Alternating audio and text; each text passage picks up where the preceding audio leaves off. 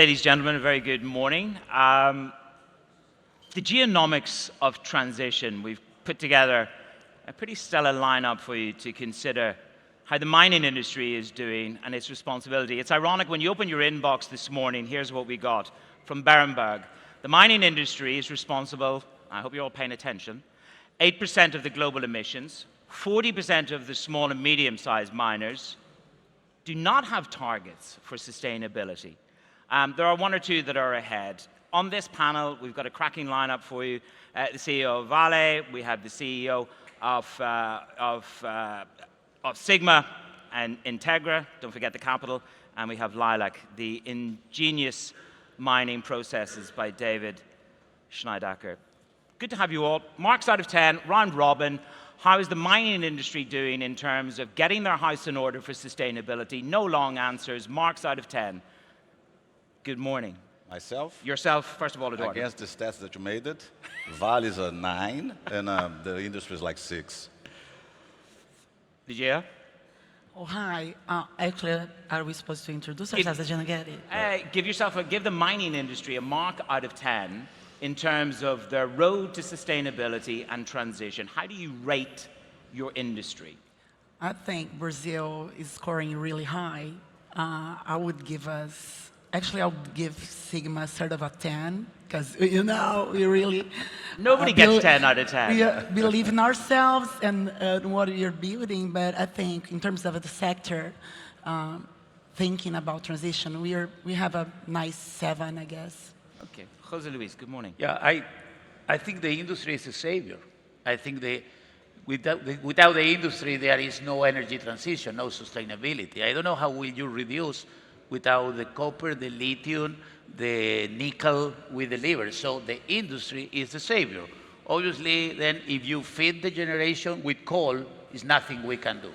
There's nothing we can do. But if you feed the generators with the right thing, without the mining industry, we are the saviors. Having said that, on each operation, we have to measure ourselves. Yes. I measure ourselves in Integra like a 6 or 7, because we inherit some old operations. In the one we do from Greenfield, we put us a 10, because we just copy her. She's the best. She has brought worldwide good practices for lithium industry, and the Brazilians should be proud of Sigma as a lithium company, and Vale as a mining company worldwide. So here we are with our neighbors, from which we have to learn, and Argentinian, from them, from the Peruvian, the Chilean. But I say the industry will deliver the minerals, so in that, the industry deserves a medal. And then on each operation, you have to qualify us, the people that do it. Mm-hmm. And if we don't do it correct, we have to be blamed, because you can do it correct. Sigma is a proof that it can be do it correct. Well, it is about setting benchmarks and standards. David, good morning. We were in the green room, and I think David can comfortably give himself some high marks. Just explain why you think Lilac, I mean, the ingenuity in your technology in terms of the mining is pretty incredible. So what do you give yourself and the industry marks out of 10 for the road to sustainability? Yeah, I think for too long we've seen environmental sustainability and production as opposed. I think the role of technology is that we can significantly improve the environmental profile while significantly increasing production. So I think see these things going together. I'd give the industry a 5 out of 10. I think we're halfway there. There's some good practices, good companies, but we're going to need to increase lithium production by 10x. So there's a long way to go in terms of rolling out better technologies, both for sustainability and production. Is now the moment to really ramp up production in lithium? I mean, you've had a troubled time in terms of prices. I mean, does that give you an opportunity, or does that cause a headwind to the scaling up? Briefly on lithium production. We've seen a huge amount of volatility in prices. 2 years ago, lithium prices had gone up by 10x. Of course, they come down, but we need long-term contracts to grow the industry sustainably. So that's the benchmarking of this industry. And many CEOs are grappling with what it is for Scope 1, Scope 2, and Scope 3 emissions. And in preparing for this panel, I learned more about Scope 1 and Scope 2 and Scope 3. Vale, you were the first to commit to a Scope 3 target reduction of 15% by 2035. Scope 3 is basically your customers. What are they doing? How green are they? How sustainable are they? How clean are they? You've been one of the first to set that target. You're developing what's called mega hubs. A brief line on mega hubs, and then just explain to me, this is all very ambitious, but it possibly won't work unless you can deliver those mega hubs into China. Well, I think you're right. Vale was the first one that actually not only put the 50% goals, but put to ourselves the goals, by the way. So that's why when you ask me about ratings, I think Vale is very advanced on that matter.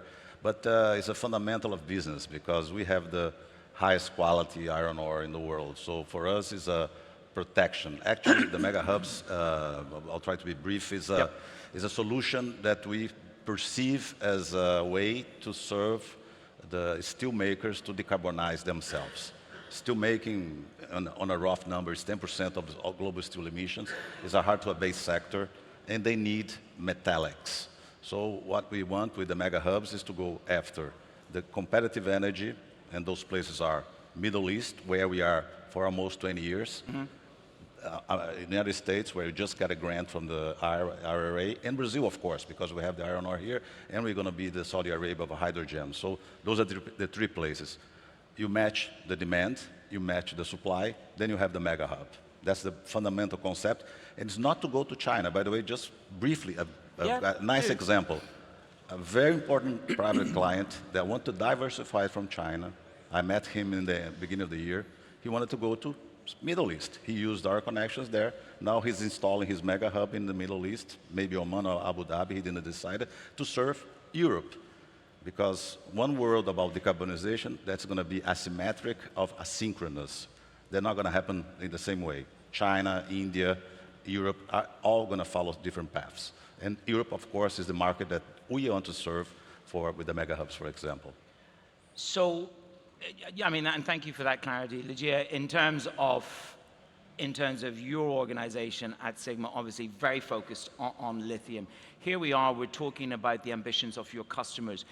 Is there a marriage? Are your customers in sync with you? I know a great deal of obviously the product goes into EVs, et cetera, so the ambitions are there, but just lay out the roadmap in terms of that ambition between customers and you. Well, we just have this master plan thinking on what are our clients or customers nowadays. And those are tech companies, you know. EVs and car makers, they are tech companies. And they want production large, they want scale, they need speed, so you have to do things fast. Being large and building it fast, you have to have very good funding. So it was sort of a very not easy equation to fill in. But Anna Cabral, our CEO, she's like very good at going on master plans and planning a lot and seeing the whole thing and have a vision. And then whenever she goes, go, she got it really quick. You know, we've been producing for a year and a half, and now we are already the sixth major producer in the world, and we have a new plant coming in, this expansion plan, and we think and we believe that projections are going to be met, and we're going to be the third player in the world in 2 years.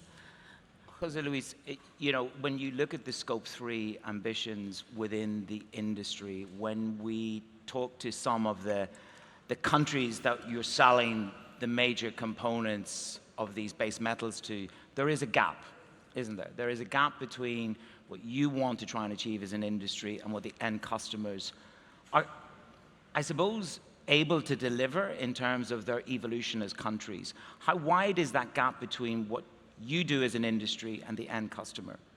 I think there are two words that yesterday were present in one of the panels. The words are fragmentation and geopolitics. How that play? Fragmentation is that the supply chains are very affected by geopolitics, and protectionism. So, for example, the US just passed the IRA that the Europeans love, the Brazilians and the Argentinians hate. It's not that we don't hate it, it's that we've been left out. So Brazil cannot export critical minerals to the US, and Argentina cannot export. It doesn't work like a prohibition. It works like an exclusion. So if Tesla wants to put her lithium or my lithium into a Tesla, the Tesla is not eligible for the subsidy. No subsidy, the Tesla cannot displace the BYD vehicle. The BYD vehicle cannot enter the US market. Conclusion, ask where the lithium from Latam is going. I will not say, except the Chilean one, because there is an agreement, free trade agreement with the US. The second thing is, all the standards in sustainability require for a premium or a penalty. So, or you penalize the dark, non-clean materials, or you give a premium to the clean green material. That doesn't exist, because the giant sucking sign comes from China, that is only sensitive to price, not to greening.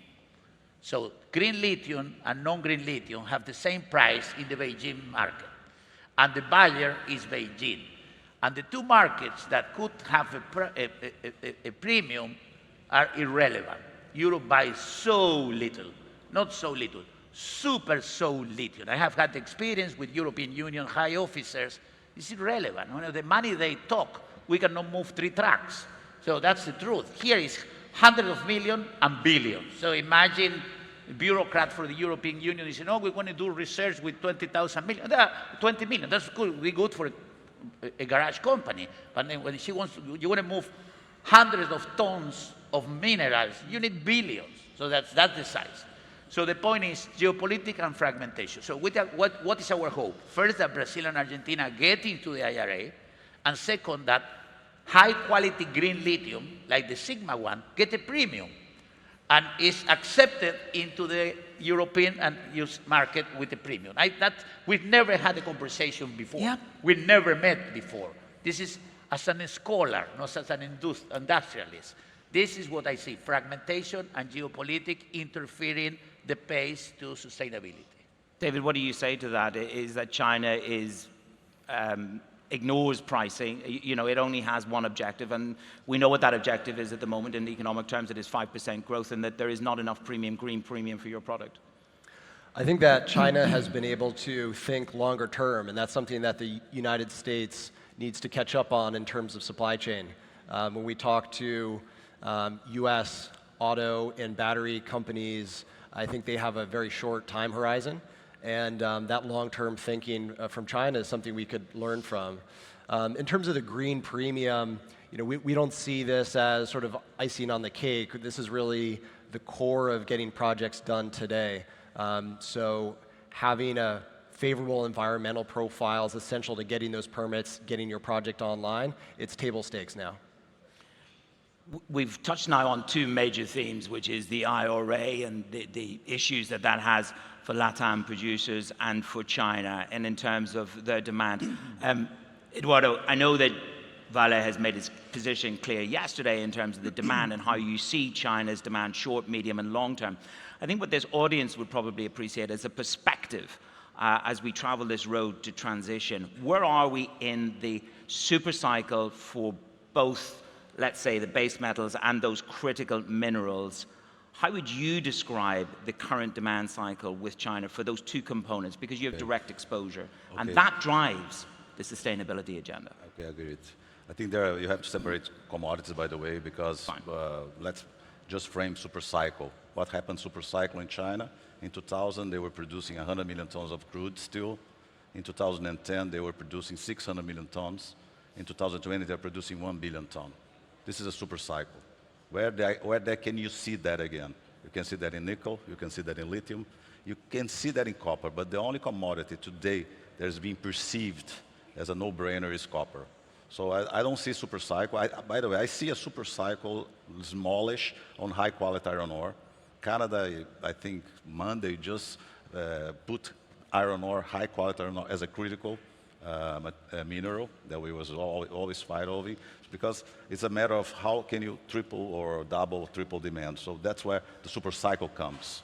But do you think that the regulation that they've introduced on the housing, sorry, I'll let you finish in a second, do you think what they've done on housing, you've got to talk about EVs, he's got to talk about housing, do you think the policies enacted in China will clear the surplus and take us forward? China has definitely plateaued. I didn't listen to my CFO yesterday, but I'm sure we talk the same. We plateaued, but at a decent level. It's going to plateau for a while because China has other means, although they really rely on real estate. They have to tame the downside of the real estate, but they're shifting their industry like every other economy did. So China is in a plateau for that, and it's going to consume the rest. So that's, I think, where it will go.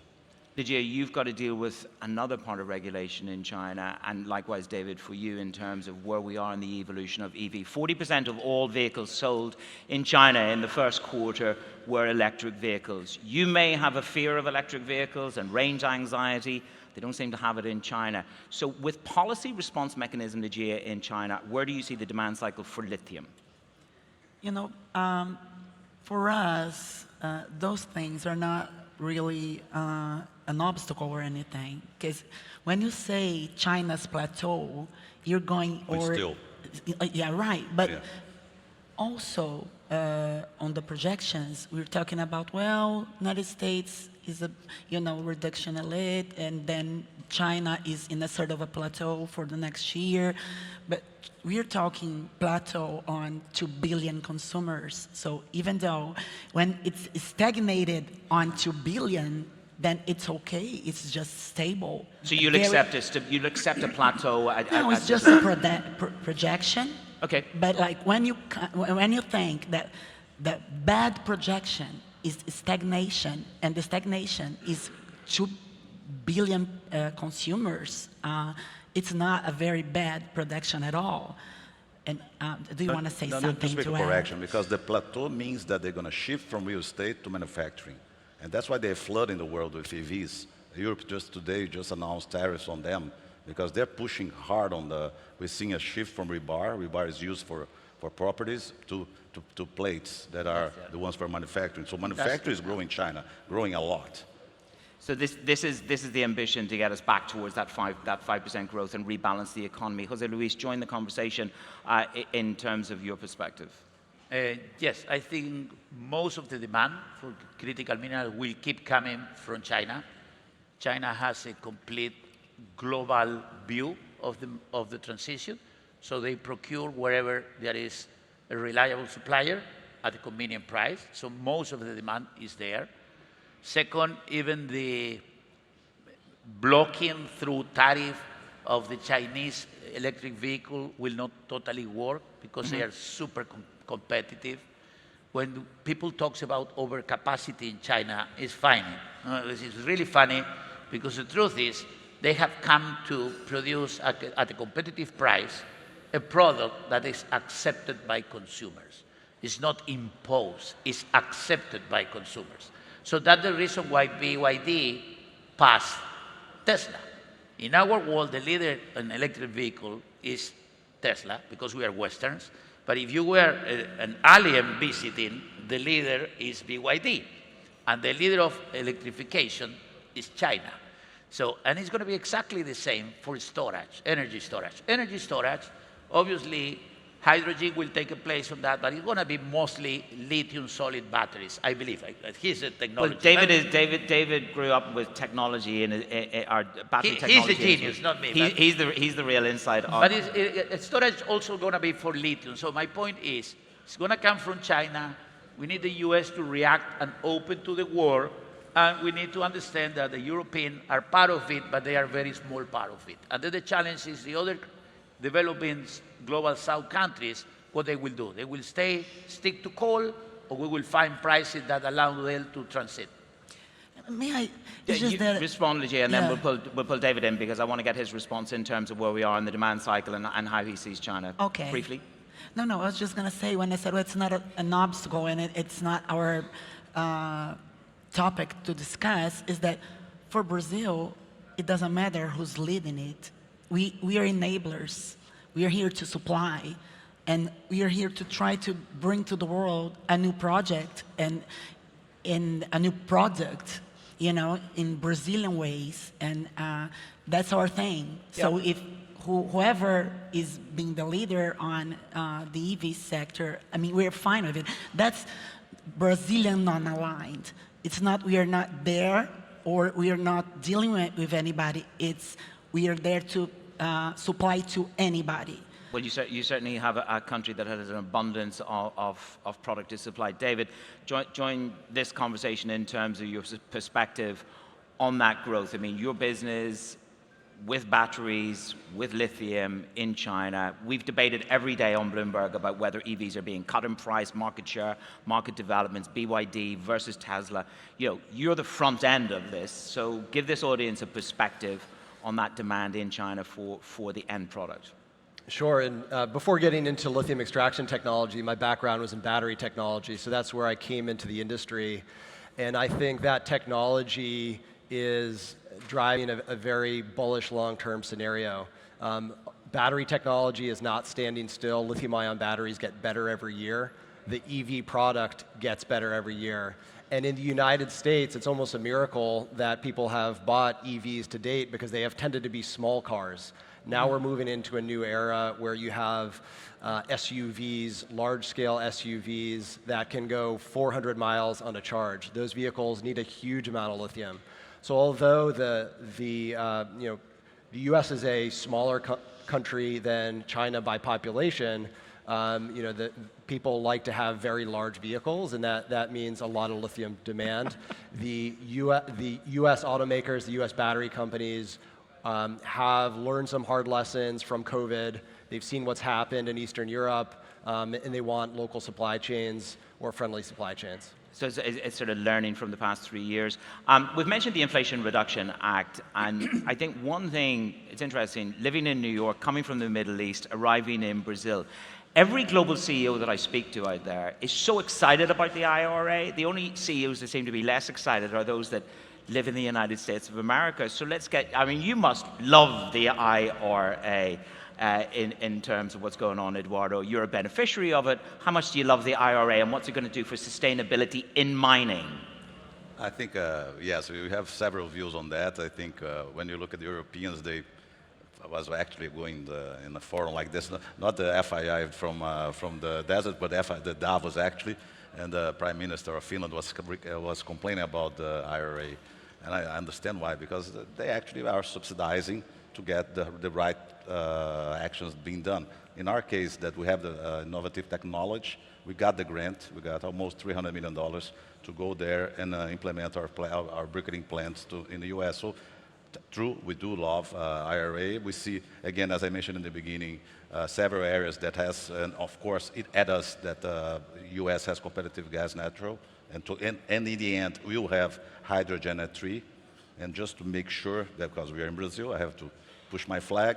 Brazil is following through because we have the same possibilities because of, I think was mentioned yesterday, the best matrix, electric matrix in the world that has a battery that can run hydrogen. We can, like Sweden, be almost below $2. And with that, when that happens, Brazil is going to be a superpower.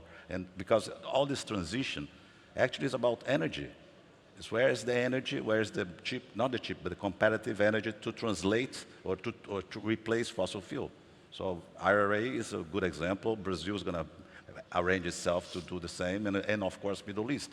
We heard yesterday from the governor, he doesn't want to rely in fossil fuel forever, and they want to shift for hydrogen. How much bigger can you become in America? I know you're Brazilian, and at your core, it is about Brazil and flying that flag, but how much bigger will you move into, will the IRA enable you into North America? Exponentially, because we sell very little to the US now. We are partnering with the client, so we're going to exponentially grow ourselves there. But we can be very big in Middle East, by the way, where we sell only 27 million tons. We can go up to 60, 70 million tons on the Middle East with the mega hubs. Lígia, he loves the IRA. What is when you talk about the IRA, what does it mean for you? So our battle is to keep producing in Brazil, and on lithium, one of the things that is, on the base of being successful is to be a low-cost producer. Yep. So the number is the batteries have to cost less than $100 a kilowatt hour, and in order for us to have mass adoption, hey, Vice President, that's good to see you here, to have this mass adoption, and so the supply, the supplier is going to be successful, but the low cost thing is the first thing, on our master plan. So being in Brazil and on low cost jurisdictions it's very important. That's the Brazilian positioning. Jose Luis, where will the IRA position the United States of America in terms of the transition and the speed? It goes back to where we started, which was how do you rate your industry in terms of the pace and the capacity to deliver sustainable mining at a very fast pace? You were generous with the numbers. But what will the IRA do in the United States of America? Will it allow the US to globally leapfrog in terms of this transition? It will. Well, first, we love it. We want to be in. We're screaming, hey, we are being left That's out. subsidy, right? Because everybody likes it. Let's say... Two messages to the White House. We're not allowed to export our... Let's say we go wrong in the war and the fragmentations deepen. If the fragmentation deepen, the way of having a reliable supply chain in the Americas is connecting Brazilian and Argentinian critical minerals to the US. So we have to be included. So we love it and we want to be included. Then let's say there is no fragmentation, it will be competition. Technically, I think, sir, that is, in Ireland we call that a pipe dream. We are in the very embodiment of fragmentation at the moment, and there may be more after November. David, briefly on that, because I want to get a quick response from you all in terms of where your industry is on M&A, and we have the Vice President and a few special guests have just arrived, and I don't want to be keeping people late. David, your response in terms of the IRA, they love it, do you? Yeah, so the IRA is fantastic for demand, for getting EVs on the road. When the Biden administration was getting ready to roll out this policy, initially the focus had been on domestic production of lithium. And domestic production of lithium is fantastic. The car companies want this.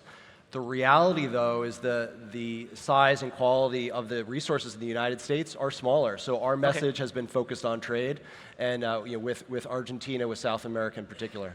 So we have just a very few short closing minutes left, and we saw a massive mining deal fall apart. BHP Billiton and Anglo American. In many ways, what this says to me, there will be a race for M&A, especially in sustainable critical minerals, on a fast response.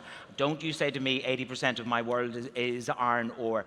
I want to know whether you've got FOMO on not doing a deal in critical minerals that we talk so much about. Very, very, very fast. We are very unique because we have a growth platform in iron ore that is 80% of our business. We can grow from 320 to 350, 360, so that's it on high quality. And we had a deal with Manara, by the way. We already did our deal. We had a partnership with Manara, that is PIF and Ma'aden, for 10% of our base metals business that we want to grow. We want to double our production of nickel and triple our copper production. So we have enough in our plates to do it. We don't need to merge with anybody. We don't need to do like the other ones that have to merge. But if anybody wants to talk to us, we are open. There you go. Of course. There's a message to the world. Lígia, briefly, your response in terms of obviously price pressure in lithium, down 80-odd%, things are tough. Will it drive consolidation in your industry? Well, I think we're heading to execute our master plan and going on with this expansion, and being nowadays Brazilians' production is Sigma's production on lithium. So Viva Sigma. Yeah, but the thing is, like, we're gonna have some other companies that now are developers on Vale do Jequitinhonha, and Brazil is gonna position as the major supplier on green lithium in the world. So it's something we have to be out there and saying. And if there are some strategic partners wanting to come in and fund some of the operations, that's fine. We are very much alike of that. Boys, play nicely. We've got 1 minute. Jose Luis, you can squeeze it in 30 seconds, I know. We're going to go with more M&A. I think we'll do US to be inside. And we believe the Kingdom of Saudi Arabia has a big opportunity to be a neutral, credible broker. What they've done with Vale is a proof of that. They are geopolitically trustworthy, they have the resources, and they have the will. So they have a role and a possibility to be a critical, neutral, respectable broker for the industry. David, industry consolidation, do you have dry powder to do a deal? 20 seconds, go. Yeah, our focus is to build partnerships in every region globally. Now that we've developed this technology, proven it in the field, we're working with partners in South America, the US, Europe, and looking to expand into the Middle East. There you go. We've actually got somebody on the panel that did it in 14 seconds. Ladies and gentlemen, excellencies, good to see you. Thank you for arriving. The panel today on geonomics of transition.